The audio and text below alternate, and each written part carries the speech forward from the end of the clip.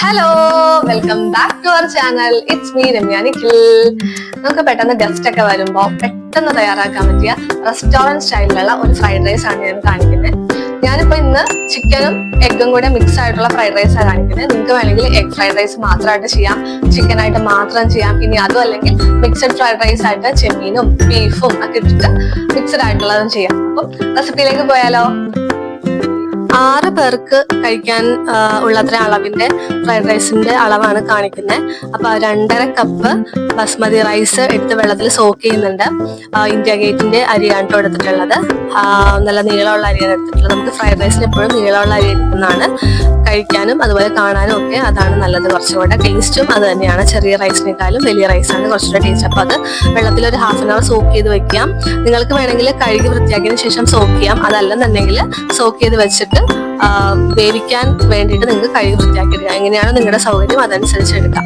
അപ്പൊ വെള്ളം തിളപ്പിക്കാൻ വെച്ചിട്ടുണ്ടായിരുന്നു. ഏകദേശം തിള വരാറാവുമ്പോഴേക്കും ഈ നമ്മുടെ സോക്ക് ചെയ്ത് വെച്ചിട്ടുള്ള റൈസ് കഴുകി വൃത്തിയാക്കി വെള്ളത്തിലേക്ക് ആഡ് ചെയ്യാം. അതിനോടൊപ്പം തന്നെ ഉപ്പും ആഡ് ചെയ്യാം കേട്ടോ. പതുക്കെ തിള വരുമ്പോഴേക്കും ഉപ്പ് ആഡ് ചെയ്യാം. ഉപ്പ് ശരിക്കും പറഞ്ഞാൽ റൈസിൽ ഇത്തിരി ഒരു പൊടിക്ക് മുന്നിൽ നിൽക്കുന്നതാണ് നല്ലത്. നമ്മൾ എക്സ്ട്രാ വേറെ ഉപ്പ് ഇട്ട് കൊടുക്കുന്നതിനേക്കാൾ നല്ലത് ഇപ്പൊ തന്നെ റൈസിലേക്ക് ഉപ്പ് പിടിക്കുന്നതാണ്. പിന്നീട് നമ്മൾ ചെയ്യുമ്പോൾ പൊടി ചേർത്ത് കഴിയുമ്പോൾ അവിടെ എവിടെയും ഉപ്പ് രസം കൂടിയും കുറഞ്ഞു നിൽക്കാനുള്ള ചാൻസ് ഉണ്ട്. അതുകൊണ്ട് തന്നെ ഇപ്പോൾ അത്യാവശ്യം ഉപ്പ് കറക്റ്റ് ആയിട്ട് എടുക്കുന്നതാണ് നല്ലത്. ഇതിലേക്ക് ഞാനൊരു 1.5 ടീസ്പൂൺ സൺഫ്ലവർ ഓയിൽ കൂടെ ആഡ് ചെയ്യുന്നുണ്ട് കേട്ടോ. റൈസ് അങ്ങോട്ടും ഇങ്ങോട്ടും കൂടി കുഴയാതിരിക്കാൻ വേണ്ടിയിട്ടാണ് നമ്മൾ സൺഫ്ലവർ ഓയിൽ യൂസ് ചെയ്യുന്നത്. അപ്പോൾ റൈസ് വേവിച്ചിട്ട് നിങ്ങൾക്ക് വേണമെങ്കിൽ തലേദിവസം തന്നെ വേവിച്ചിട്ട് നല്ലതായിട്ട് തണുപ്പിച്ചതിന് ശേഷം കണ്ടെയ്നറിലാക്കി ഫ്രിഡ്ജിൽ വെക്കാം. ശരിക്കും നമ്മൾ റൈസ് ഫ്രൈഡ് റൈസ് ഉണ്ടാക്കുമ്പോൾ അങ്ങനെയാണ് ചെയ്യുന്നത്. ഫ്രിഡ്ജിൽ വെച്ച് തണുപ്പിച്ച റൈസാണ് നമ്മൾ കുക്ക് ചെയ്യാൻ എടുക്കുന്നത്. എന്നിട്ട് വെജിറ്റബിൾസും കൂടെ കട്ട് ചെയ്ത് വെക്കുവാണെങ്കിൽ നിങ്ങൾക്ക് നെക്സ്റ്റ് ഡേ ഈസി ആയിട്ട് ഫ്രൈഡ് റൈസ് ഉണ്ടാക്കി കുട്ടികൾക്ക് ലഞ്ചിനും നിങ്ങൾക്ക് ഓഫീസിലൊക്കെ കൊണ്ടുപോകാൻ പറ്റുന്നതാണ്. അപ്പം ഇവിടെ ഇപ്പം ഞാൻ അങ്ങനെ ചെയ്യുന്നില്ല. റൈസ് വേവിച്ചിട്ട് 3/4 വേവ് ആവുമ്പോൾ അത് ഞാൻ ഊറ്റിയിട്ട് ഫാനിന്റെ താഴെ വെച്ച് തണുപ്പിച്ചെടുക്കുകയാണ് ചെയ്യുന്നത്. പിന്നെ അതിന് വേണ്ടി നമുക്ക് വെജിറ്റബിൾസ് കട്ട് ചെയ്തെടുക്കണം.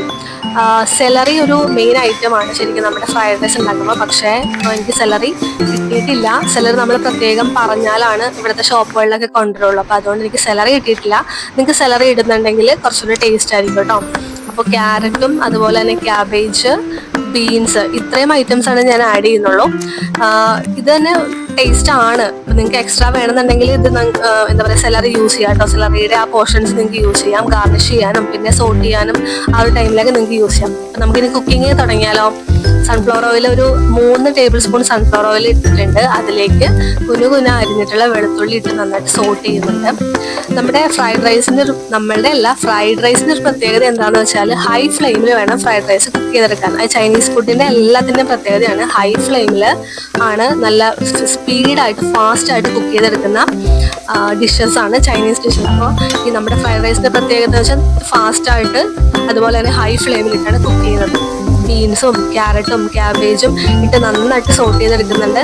നമ്മൾ ഫുൾ കുക്ക് ചെയ്ത് ഭക്ഷണം കഴിക്കുന്നവരാണ് മലയാളികളെല്ലാം. പക്ഷേ ചൈനീസ് ഡിഷ് നമ്മൾ ഏകദേശം ഒരു 3/4 വേവ്, പ്രത്യേകിച്ച് വെജിറ്റബിൾസ് ഒക്കെ ഒരു 3/4 വേവ് ആയാൽ മതി. നമുക്ക് അതിൻ്റെ ടേസ്റ്റും ഗുണങ്ങളൊക്കെ ആ സമയത്തിന് നമുക്ക് കിട്ടുകയും ചെയ്യും.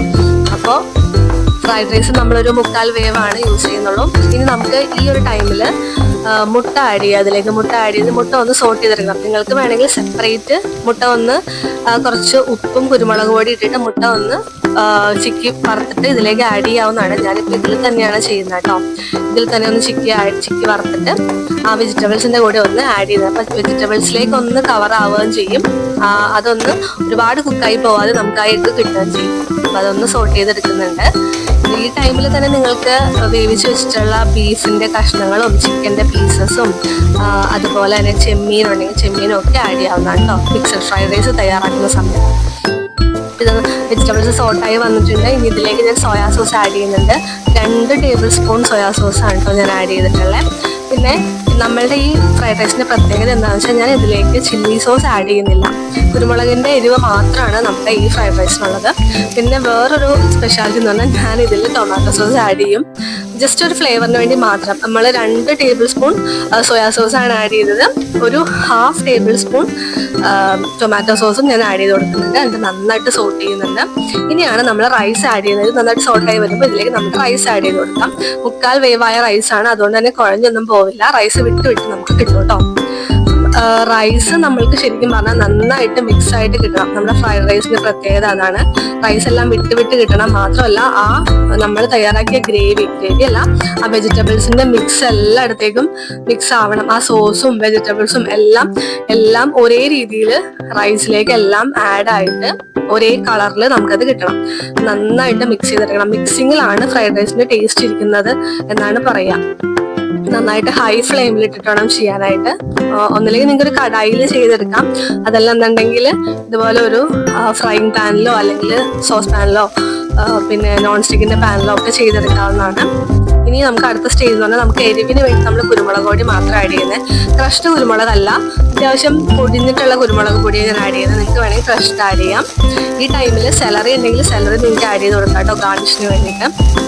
അപ്പോൾ ഇത്രയേ ഉള്ളൂ, നമ്മുടെ ഫ്രൈഡ് റൈസ് ഇവിടെ റെഡിയാണ്. ഇത് ഞാൻ നേരത്തെ പറഞ്ഞ പോലെ മിക്സ്ഡ് ഫ്രൈഡ് റൈസ് ആയിട്ട് ബാക്കിയുള്ള ചിക്കനും ചിക്കനും അതുപോലെ തന്നെ മീറ്റും ചെമ്മീനും ഒക്കെ ആഡ് ചെയ്തിട്ട് നിങ്ങൾക്ക് മിക്സഡ് ഫ്രൈഡ് റൈസ് ആയിട്ടും നിങ്ങൾക്ക് സെർവ് ചെയ്യാവുന്നതാണ്. അപ്പോൾ നമ്മുടെ റെസിപ്പി ഇഷ്ടമായിട്ടുണ്ടെങ്കിൽ എല്ലാവരും ട്രൈ ചെയ്ത് നോക്കണം. ഇനിയും ഇൻട്രസ്റ്റിംഗ് ആയിട്ടുള്ള പുതിയ പുതിയ റെസിപ്പീസും വരുന്നുണ്ട്. അപ്പോൾ സബ്സ്ക്രൈബ് ചെയ്യാത്ത ആരെങ്കിലും ഉണ്ടെങ്കിൽ ചാനൽ സബ്സ്ക്രൈബ് ചെയ്യാം. വീണ്ടും നല്ലൊരു വീഡിയോ ആയിട്ട് ഞാൻ വീണ്ടും വരുന്നതാണ്. സബ്സ്ക്രൈബ് ചെയ്യുമ്പോൾ തൊട്ടടുത്തുള്ള ബെല്ലൈക്കനും കൂടെ ഒന്ന് ക്ലിക്ക് ചെയ്യുവാണെങ്കിൽ ഞാൻ വീഡിയോസ് ഇടുമ്പോഴൊക്കെ നിങ്ങൾക്ക് നോട്ടിഫിക്കേഷൻ വരുന്നതാണ്. അപ്പോൾ ഇന്നത്തെ വീഡിയോ അത്രേ ഉള്ളൂ. ബൈ.